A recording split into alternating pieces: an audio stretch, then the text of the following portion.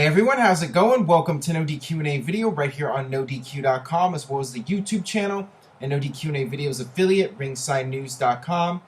Got your questions here from spring.me/Aaron Rift regarding Battleground, Summerslam, and other topics in the world of WWE.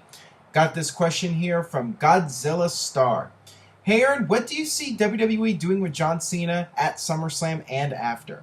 I don't think he should jump right back into the WWE title picture, but I don't see what else they can do with him after SummerSlam. Your thoughts? A lot of people have been asking me about John Cena and what's going to happen with him once this whole US title storyline is finished.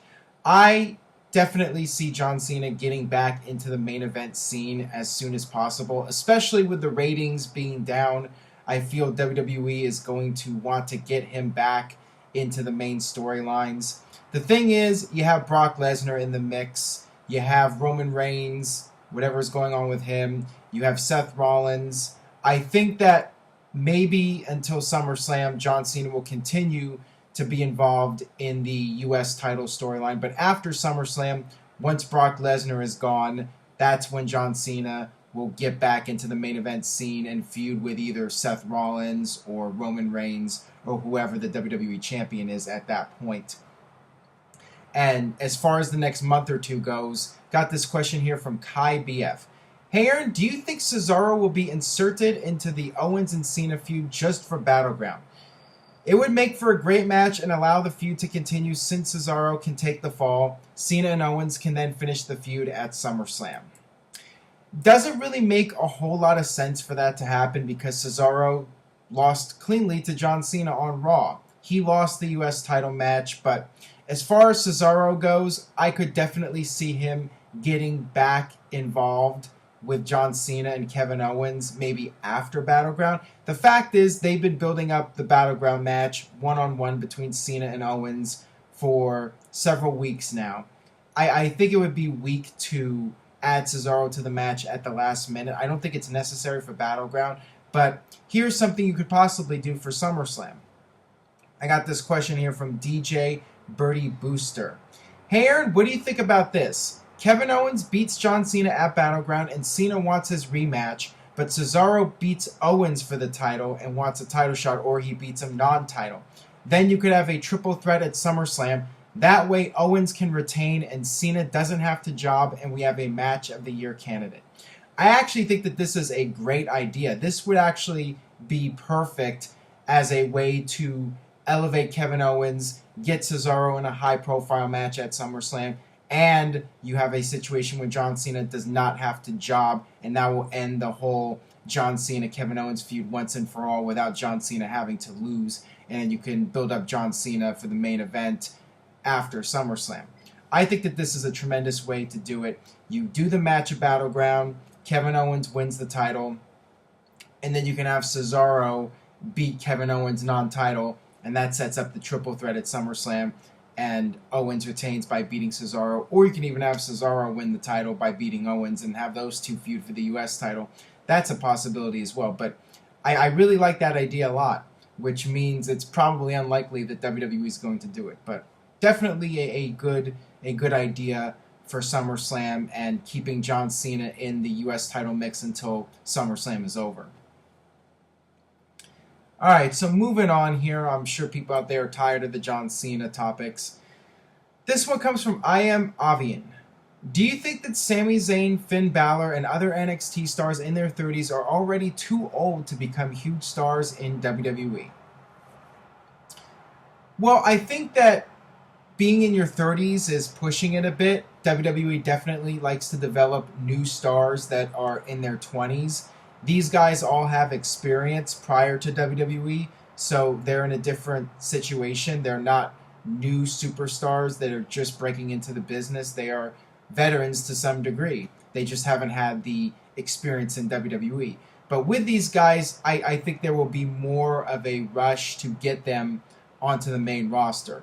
WWE will bring these guys up faster than they will somebody that is young and just breaking into the business and somebody who is in their early 20s. These guys are already seasoned on the indies and other promotions, so WWE just wants to get them ready for their own product And at that point, once they're fully ready, these guys will be brought onto the main roster, and they'll have their runs. I definitely feel that Sami Zayn and Finn Balor, if they stay healthy, they could have a good 10 years in WWE. But maybe not that long if their bodies don't hold up. I mean, that's the big factor, is how long can they go with their styles? How long can they perform before they get seriously hurt? And we've already seen Sami Zayn get hurt. And if that keeps happening, it could cut his career short. And maybe WWE will reconsider bringing in guys that are already in their 30s, feeling that they are more injury prone and there's a bigger risk in bringing somebody who's older because there's more of a chance that they get hurt. All right, this one comes from Fubs61. Hey Aaron, long-time viewer, first-time asker. In new WWE DVDs and Blu-rays, why is Jesse Ventura's commentary almost completely edited out of documentary releases but not match collaborations? Please answer in video, thanks. Well, I know that several years ago, a decade ago, there was some kind of legal issue, and that's why Jesse Ventura's commentary was edited out. WWE didn't want to pay him the royalties. I think it was something along those lines. And it was lame, watching those WCW shows where Tony Schiavone's just talking to himself. That was really annoying. I'm glad that things did get worked out, and Jesse Ventura's commentary is intact on the network. There's no edits. That's the way it should be. But I think it was just a financial deal where WWE didn't want to pay out more money to Jesse Ventura than they had to.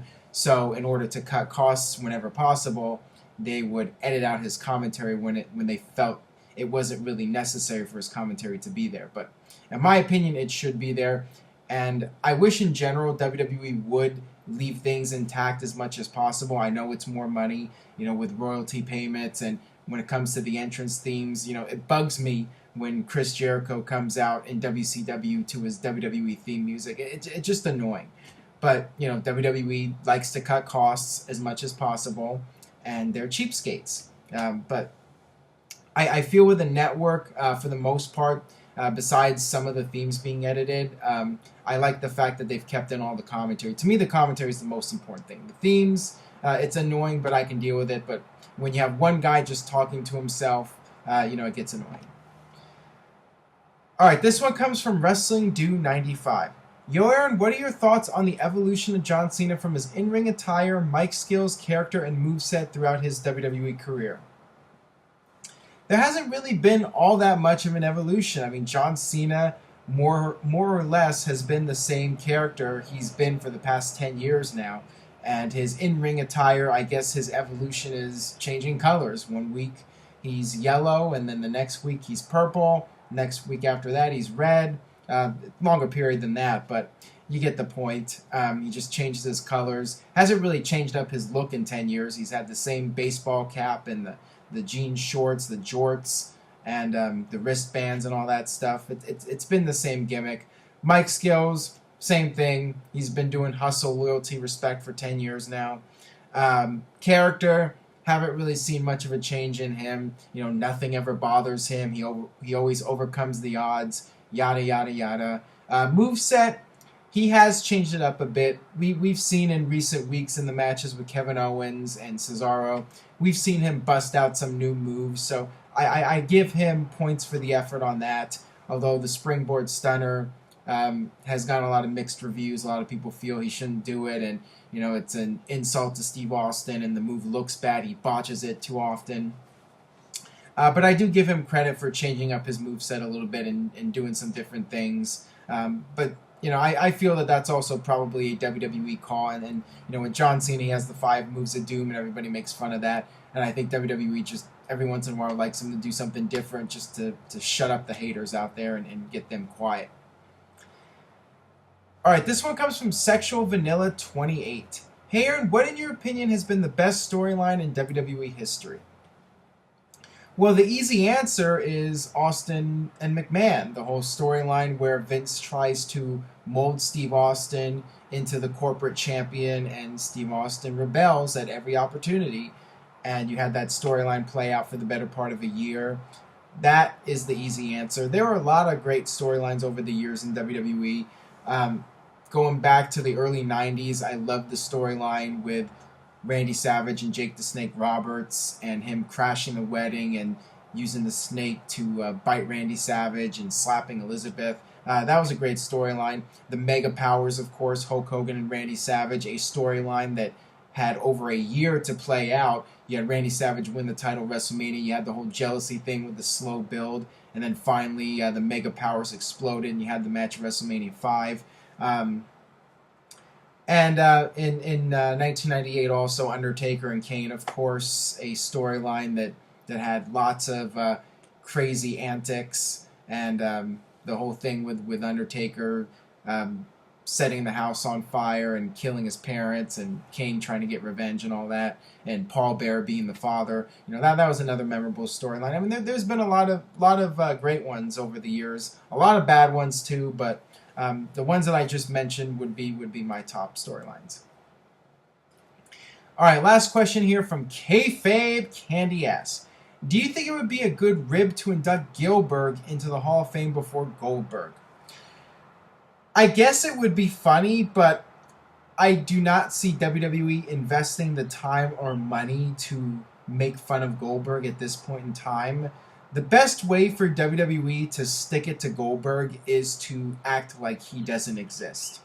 If WWE did that and inducted Goldberg into the Hall of Fame as a joke, it would make the Hall of Fame a joke, first of all.